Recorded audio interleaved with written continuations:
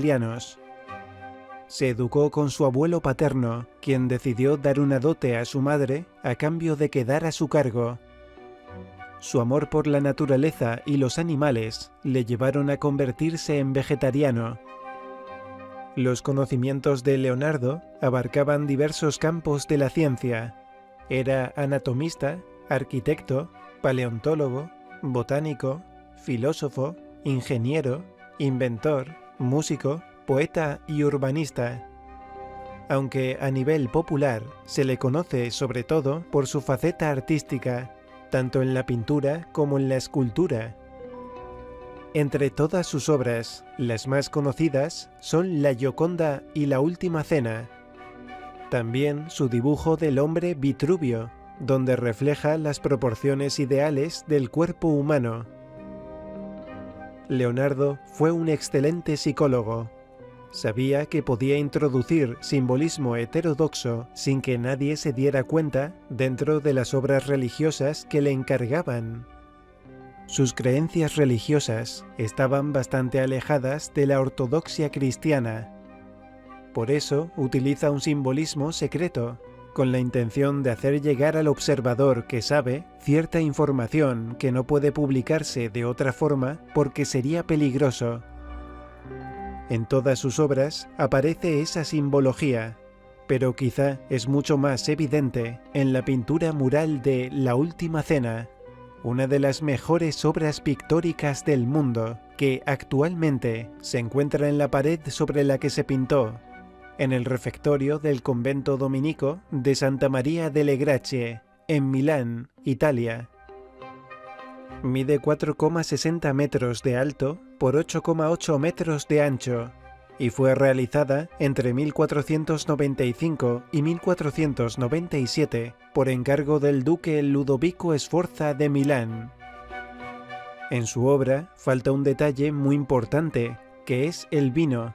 Con ello, el autor quiere dar a entender que está dibujando un pasaje histórico muy diferente. En el año 2003, el escritor Dan Brown publicó su libro El Código da Vinci. En él se especulaba que el apóstol Juan era en realidad María Magdalena, quien al parecer había tenido descendencia con Jesucristo. En La Última Cena se representa el momento en el que Jesús anuncia ante sus discípulos que uno de ellos lo iba a traicionar.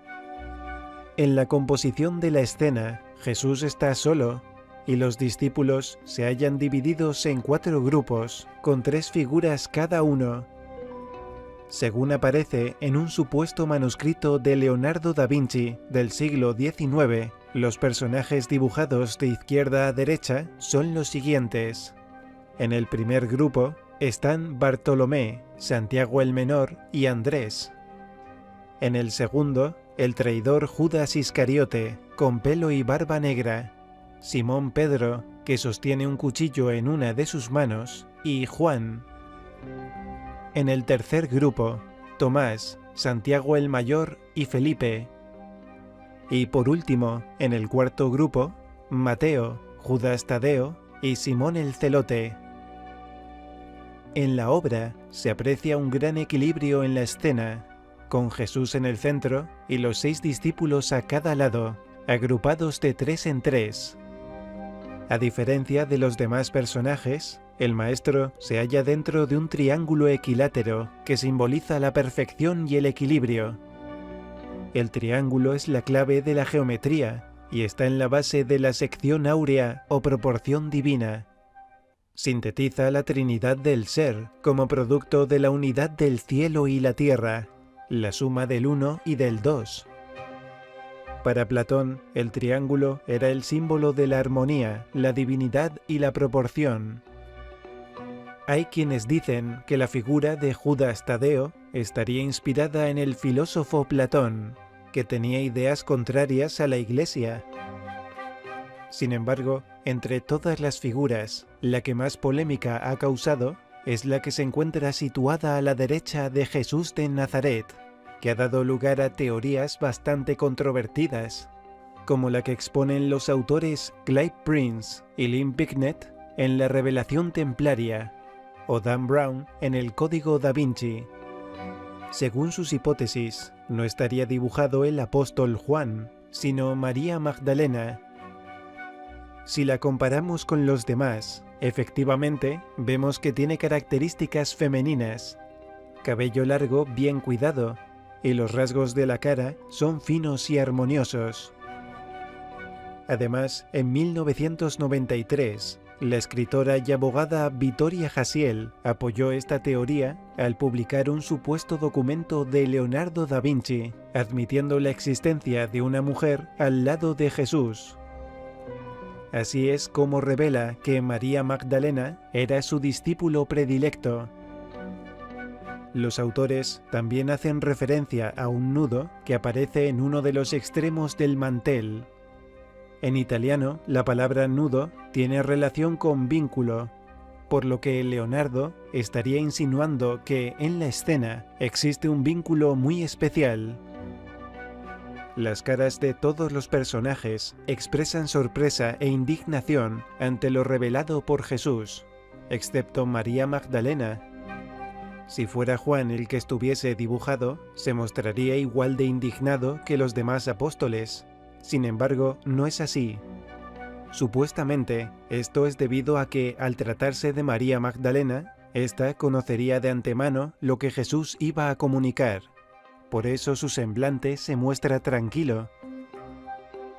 Otro detalle importante es el color de la ropa que visten los dos personajes principales, que son el azul y el rojo en ambos, solo que cambiados. Aseguran que ese detalle es un signo que indica que su relación es más importante. Además, hay quienes han creído ver el hijo de ambos. El supuesto niño aparece en una posición sentada, y Leonardo lo habría ocultado de tal manera que la cabeza del bebé sería el cuello de Judas y su espalda, y las piernas estarían formadas con el brazo. El apóstol Andrés, junto con Bartolomé y Santiago, parece que está mirando al niño, y a su vez el bebé lo mira a él. Casualmente, los tres personajes importantes, que son Jesús, la supuesta María Magdalena y su presunto hijo, están unidos perfectamente con el color celeste de sus ropas. Los apóstoles de la derecha también estarían mirando al bebé. Otro personaje destacado es Judas Iscariote, que se encuentra en un nivel por debajo del resto de los discípulos. Curiosamente, se cuenta que Leonardo visitó varias cárceles, buscando la cara de un verdadero criminal que sirviera de modelo para dibujar a Judas Iscariote. Y cuando lo halló, se dio cuenta que lo conocía. Casualmente, se trataba de la misma persona cuya imagen había sido utilizada tiempo atrás para realizar la figura de Jesús. En la obra hay que señalar un detalle bastante inquietante: el cuchillo que tiene Pedro en su mano derecha. Hay quien lo ha interpretado como el rechazo que sentía Pedro hacia María Magdalena, y por supuesto hacia ese hijo nacido de ambos. Esta interpretación se origina al insinuarse en los manuscritos apócrifos que Pedro era misógino, es decir, odiaba a las mujeres. En uno de esos textos se lee: Pedro, tú siempre has sido irascible, ahora te veo como un adversario de la mujer. También en el Evangelio de Tomás, Pedro dice: que se aleje Mariam de nosotros, pues las mujeres no son dignas de la vida. En otro pasaje, Pedro pregunta: ¿por qué tenía que enseñarle a ella cosas que a nosotros no nos enseñaba? También en el Evangelio de Felipe se dice: 3 mujeres caminaban siempre con el Señor, María, su madre, la hermana de esta, y Magdalena, denominada su compañera. Hay que añadir que la restauradora Pinin Brambilla Barcillon, que trabajó en el fresco original de Milán, descubrió algo muy interesante en una de las copias de la Última Cena, concretamente la que se encuentra en la abadía de Tongerlo, en Amberes, Bélgica. y es que aunque el 90% de esta pintura fue realizada por los discípulos de Da Vinci, existen dos personajes que fueron pintados directamente por él, que casualmente son Jesús y el apóstol Juan, la supuesta María Magdalena. Una vez